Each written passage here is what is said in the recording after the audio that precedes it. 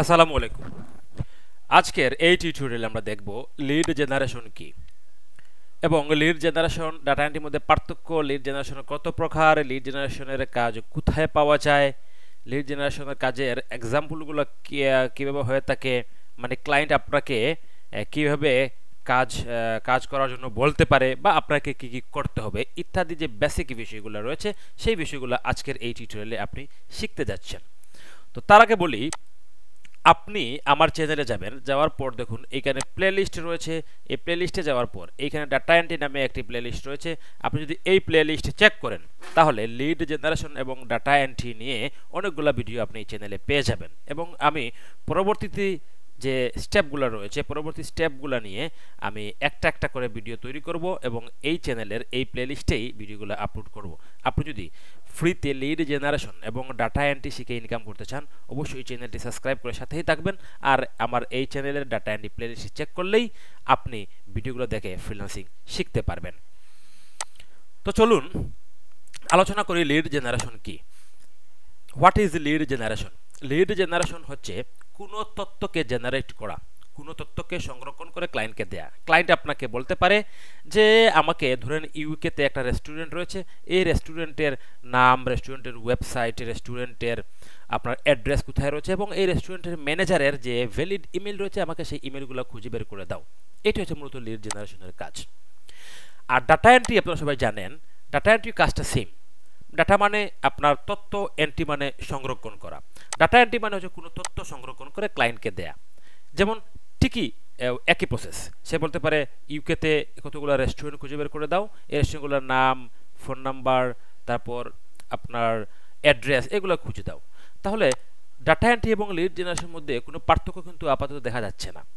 Data entry এবং lead জেনারেশনের মাধ্যমে মূল যে পার্থক্য সেটা হচ্ছে ডাটা এন্ট্রিতে আপনাকে কি করতে হবে, শুধুমাত্র ক্লায়েন্টের তথ্যগুলো দিতে হবে, ক্লায়েন্ট যে তথ্যগুলো চাইবে সেইগুলা, কোনো ইমেল দিতে হবে না। আর লিড জেনারেশনে আপনাকে 100% ভ্যালিড একটা ইমেল ক্লায়েন্টকে দিতে হবে। মূলত এটি হচ্ছে লিড জেনারেশন এবং ডাটা এন্ট্রির মধ্যে পার্থক্য। এখন লিড জেনারেশন কত প্রকার? লিড জেনারেশন মূলত দুই প্রকার। একটা হচ্ছে V2V লিড জেনারেশন, মানে business to business lead generation. আর একটা হচ্ছে V2C লিড জেনারেশন, মানে হচ্ছে বিজনেস টু কনজিউমার বা বিজনেস টু কাস্টমার। এখন হচ্ছে how to get data entry work. Sorry, এখানে ভুল লেখা আছে, how to get lead generation work. Lead জেনারেশনের কাজ আপনি পাবেন কোথায়? আপনি তো কাজ শিখলেন। লিড জেনারেশনের কাজ আপনি পাবেন মার্কেট প্লেস, মানে ফাইবার, আপওয়ার্ক, ফ্রিল্যান্সার, পিপল পাওয়ার, গুরু সহ যে মার্কেট প্লেসগুলো রয়েছে আপনি সেই মার্কেট প্লেসে লিড জেনারেশনের কাজ পাবেন। তাছাড়া আউট অফ মার্কেট প্লেসে পাবেন, মানে ফাইবার, আপওয়ার্ক, ফ্রিল্যান্সার, পিপল পাওয়ার ছাড়া আপনি কাজগুলো পাবেন যেমন ফেসবুকে, ইনস্টাগ্রামে, লিঙ্কডইনে, তারপর আপনার অন্যান্য সোশ্যাল মিডিয়া সাইটগুলো রয়েছে, বা আপনার কোনো পার্সোনাল ওয়েবসাইট দিয়ে আপনি সেই কাজগুলো নিতে পারেন, যেটাকে আমি বলছি আউট অফ মার্কেট প্লেস। এবং যেটা হচ্ছে লোকাল মার্কেট প্লেস আরেকটা, আপনি চেক করে লোকাল মার্কেট প্লেস থেকে কাজ নিয়ে করতে পারেন। তো আমরা লোকাল মার্কেট প্লেসটা একটু দেখি। যেমন আপনি যদি ফেসবুকে আসেন, এসে এইখানে আপনি সার্চ করেন লিড জেনারেশন, লিড জেনারেশন লিখে আপনি সার্চ করার পর আপনি যদি এখানে ক্লিক করেন, গ্রুপসে যান, যাওয়ার পরে যে পাবলিক গ্রুপগুলো রয়েছে এগুলোকে আপনি অ্যালাউ করে দিবেন। এখন দেখুন এইখানে লিড জেনারেশন নিয়ে আপনার অনেকগুলো গ্রুপ আছে, আপনি এই গ্রুপগুলোকে ভিজিট করবেন। এই গ্রুপগুলো ভিজিট করবেন, এই গ্রুপগুলো যদি ভিজিট করেন দেখবেন এইখানে অনেকেই আছে আপনার বাংলাদেশি, যারা এখানে কাজের জন্য আপনার পুশ দিয়ে থাকবে এই গ্রুপগুলোতে। আপনি গ্রুপগুলো ভালো করে দেখবেন, ঠিক আছে?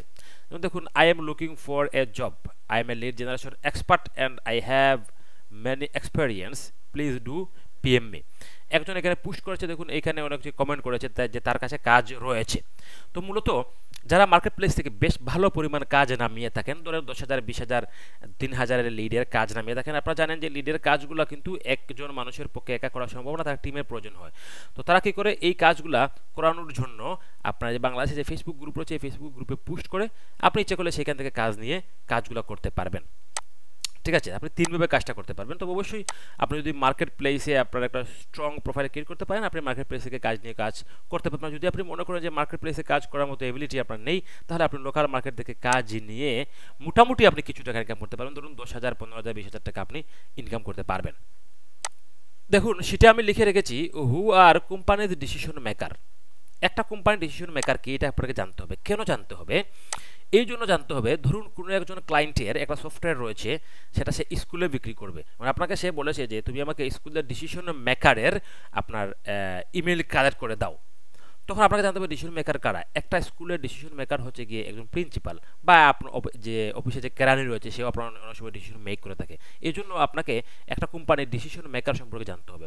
তো একটা কোম্পানির ডিসিশন মেকার কারা? একটা কোম্পানির ডিসিশন মেকার হচ্ছে সিইও, মানে চিফ এক্সিকিউটিভ অফিসার, বা CFO, CMO, managing director, director, owner. এই মানুষগুলো হচ্ছে একটা কোম্পানির ডিসিশন মেকার। অথবা আপনি যদি গুগলে গিয়ে সার্চ করেন যে কোম্পানির ডিসিশন মেকার কারা, আপনি উত্তর পেয়ে যাবেন। এবং হচ্ছে কোম্পানির ডিসিশন মেকার লিস্ট, আপনি এইটা রেখে গুগলে একবার সার্চ করবেন জাস্ট আপনার জানার জন্য। কোম্পানির ডিসিশন মেকার লিস্ট, এই যে দেখুন এখানে একটা লিস্ট দিয়ে দিয়েছে। আপনি এই লিস্টগুলো যদি দেখেন তাহলে আপনি বুঝতে পারবেন যে একটা কোম্পানির জন্য কারা ডিসিশন নিয়ে থাকে। ঠিক আছে, এই আইডিয়াটুকু আপনার লাগবে। ওকে, এখন হচ্ছে ওয়ার্ক এক্সাম্পল, মানে একজন ক্লায়েন্ট কিভাবে কাজ দিয়ে থাকে, বা আপনার কাছে ক্লায়েন্ট কি কি চাইতে পারে।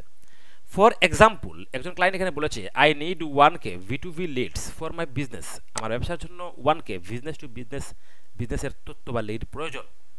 সে বলেছে যে তার কিওয়ার্ড হচ্ছে ফটোগ্রাফি কোম্পানি, মানে তার ফটোগ্রাফি কোম্পানি লাগবে, এবং যেগুলা থাকতে হবে ইউএসএতে, এবং সে লোকেশন দিয়েছে ইউএসএ। এবং সে বলেছে my required information is given blue, মানে আমার 1000 B2B লিড লাগবে ফটোগ্রাফি কোম্পানির, যে কোম্পানিগুলো ইউএসএতে রয়েছে, এবং যেটা হচ্ছে গিয়ে আমার কি তথ্য লাগবে, কোম্পানি নেম লাগবে, কোম্পানির ওয়েবসাইট লাগবে, তারপর অ্যাড্রেস লাগবে, সি পারসন নেম লাগবে, টাইটেল লাগবে, লিঙ্কডইন ইউআরএল লাগবে, এবং 100% ভ্যালিড ইমেল আমাকে দিতে হবে। এটা আমাদের হচ্ছে মেইন রিকোয়ারমেন্ট। ঠিক আছে, এই তথ্যগুলো আমার লাগবে, ক্লায়েন্ট আমাদেরকে বলেছে। এখন আমরা কি করতে পারি? এখন এই তথ্যগুলো দেওয়ার জন্য সর্বপ্রথম আমাদেরকে গুগল শিটে যেতে হবে, গুগল ড্রাইভে যেতে হবে, গিয়ে একটা শিট তৈরি করতে হবে। যেমন ধরুন আমি যদি এইখানে ক্লিক করি, আপনারা জানেন সবাই গুগলের কীভাবে শিট তৈরি করতে হয়। আমরা এই আইকনে গেলাম, এখান থেকে ড্রাইভ রয়েছে, ড্রাইভে যাব। ড্রাইভে গিয়ে এইখানে আছে আপনাদের নিউতে ক্লিক করবেন।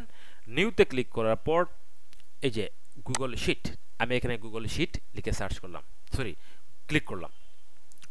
এখন উপরে এই জায়গায় আপনার প্রজেক্টের নাম লিখবেন, আপনার যে প্রজেক্ট রয়েছে সেই প্রজেক্টের নাম লিখবেন, বা আপনার ক্লায়েন্টের নাম লিখবেন।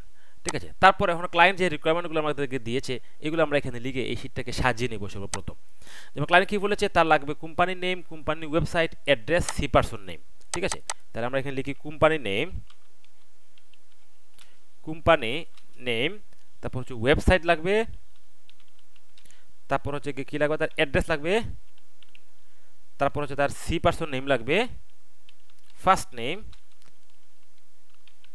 লাস্ট নেম, সি পারসন মানে চিফ পারসন, মানে যে ডিসিশন নিতে পারবে এমন কারো তথ্য লাগবে, আর তার কি লাগবে, ইউআরএল লাগবে, মানে লিঙ্কডইনের ইউআরএল লাগবে, আর তার হচ্ছে গিয়ে একটা ভ্যালিড ইমেল লাগবে। ঠিক আছে, একটা ভ্যালিড ইমেল লাগবে। হ্যাঁ, টাইটেল লাগবে যে উনি কোম্পানিতে আছেন, কোন পোস্টে আছেন। ঠিক আছে, এই তথ্যগুলো দিতে হবে। এখন আমি দেখুন গুগলে ড্রাইভে একটা শিট তৈরি করলাম। এখন এই শিটটাকে আমি এখান থেকে সাজিয়ে নিব, মানে একটু কালার টালা করবো কি সুন্দর লাগার জন্য। আমি এখানে ক্লিক করলাম, একটা কালার এখানে সিলেক্ট করে দিলাম। হ্যাঁ, আমি ইচ্ছে করলে ব্যাকগ্রাউন্ড কালার এখান থেকে দিতে পারি। তো একটা ব্যাকগ্রাউন্ড কালার আমি এখানে দিয়ে দিলাম। দেখুন আমাদের তথ্যগুলো নেওয়া শেষ, আমরা শিট রেডি করে ফেলেছি। ঠিক আছে, এখন আমাদের শিট রেডি করা শেষ। এখন কি করব, আমি গুগলে সার্চ করব ফটোগ্রাফি কোম্পানি লিখে, এবং লোকেশনে ইউএসএ লোকেশন সিলেক্ট করব। করার পর আমি বিভিন্ন প্রসেসে এই তথ্যগুলা এই শিটে নিয়ে আসব। এই যে শিট রয়েছে এই শিটে আমি নিয়ে আসব। নিয়ে আসার পর এইখানে শেয়ার যে রয়েছে, যখন আমাদের কাজ কমপ্লিট হয়ে যাবে এই শেয়ার অপশনে ক্লিক করে আমি এই শিটটা আমার ক্লায়েন্টকে আমি শেয়ার করে দিতে পারবো। তো মূলত লিড জেনারেশনের কাজ এইভাবেই করা হয়। তো আমি আজকে এই পর্যন্ত দেখিয়েছি যে লিড জেনারেশনের কাজ আপনি এইভাবে শিটটি রেডি করবেন। এই ভিডিওটা আমি এখন রেকর্ড করছি, এটা স্টপ করেই আমি পরবর্তী ভিডিওটা রেকর্ড করব। আমি একসাথে দিচ্ছি না, ভিডিও লম্বা হয়ে যাবে। যে কীভাবে আপনি এই তথ্যগুলো এখন সংরক্ষণ করবেন। এই যে ক্লায়েন্ট যে রিকোয়ারমেন্ট দিয়েছে, আমরা এই যে এখানে সাজিয়েছি। এখন কীভাবে তথ্যগুলো আমি একটা একটা করে এখানে গুগল থেকে খুঁজে বের করব, আর এখানে কপি করে এখানে পেস্ট করব। আমরা এই টিউটোরিয়ালটা এখন রেকর্ড করব। এই টিউটোরিয়াল আপনি খুব শীঘ্রই পেয়ে যাবেন, এবং স্টেপ বাই স্টেপ প্রতিটা টিউটোরিয়াল আপনি এই চ্যানেলে পেয়ে যাবেন। তো আজকের টিউটোরিয়াল এই পর্যন্ত। আসসালামু আলাইকুম।